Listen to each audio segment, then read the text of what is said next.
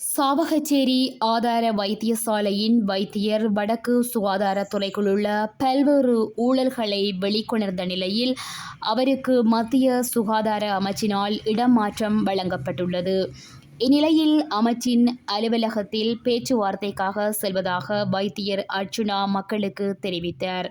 அவரை பலத்த பாதுகாப்புக்கு மத்தியில் அழைத்துச் செல்லும் போது மக்கள் அவரை செல்ல விடாது தடுத்தனர். இருப்பினும் மக்களது எதிர்ப்பின் மத்தியிலும் அவர் அழைத்து செல்லப்பட்டார்.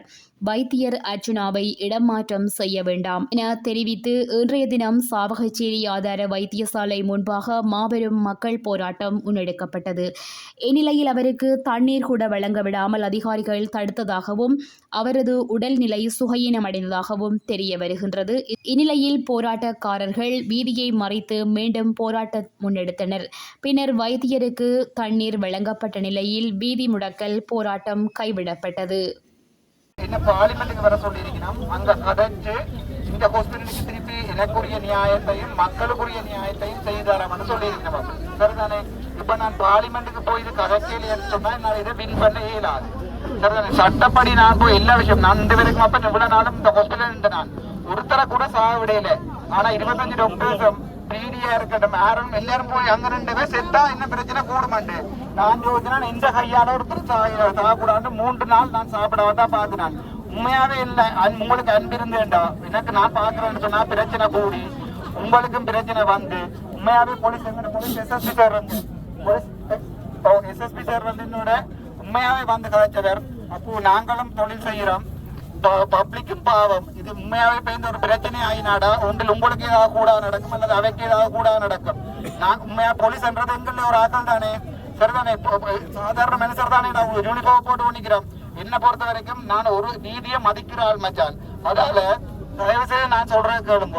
போலீஸ் சொல்றது என்னன்னு சொன்னா இந்த பிரச்சனையை பண்ணி பாட்டி அங்கேயும் என்னோட எல்லாருமே நான் பெரியாக்க நான் பேர் சொல்லல. அங்க வாங்கோ இப்ப பாலிமெல்ல கதைப்பட்டு கொண்டு இந்த விஷயம் அங்க வாங்கோ கதைச்சிட்டு திருப்பி வருவோம். ஆனா நான் ஏமாத்தப்பட்டா இந்த தமிழ் மக்களுக்காண்டி நான் ஒன்றையோட சொல்றேன், நான் டாக்டரா வாழ்க்கையில வேலை செய்ய மாட்டேன்.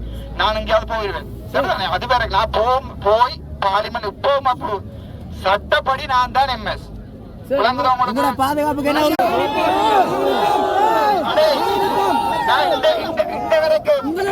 போலீஸ் பாதுகாப்பு கேட்கல. என்னட்ட வந்து கேட்டவன் போலீஸ் பாதுகாப்பு 2 தரவு உண்டு.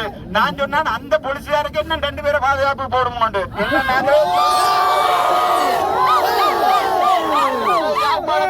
நான் நிக்கிற சவுத்துல இல்ல குடும்பல இல்ல, நான் நிக்கிற யாழ்ப்பாணத்துல 30 வருஷம் செத்து தான் போனாங்களே ஒழிய நாங்கள் ஒரு நாள் அழிஞ்சு போகல. வீட்டுல கதைச்சு இந்த கிட்டத்தட்ட இந்த போன்ல ஒரு 50,000 மிஸ் கால் இருக்குது. ஒவ்வொரு ஆளா வீட்டுல வந்து நான் கதைச்சு உங்களுக்கு நன்றி கூறி நான் போவேன். எனக்காண்டி ஒரு உதவி செய்யுமோ என்ன பத்திரமா கொண்டே வவுனியா வரைக்கும் விடுங்க. போலீஸ்கிட்ட கேட்கல என்ன பத்திரமா வந்து சொல்லி உங்கள்கிட்ட தான் கேட்கிறேன்.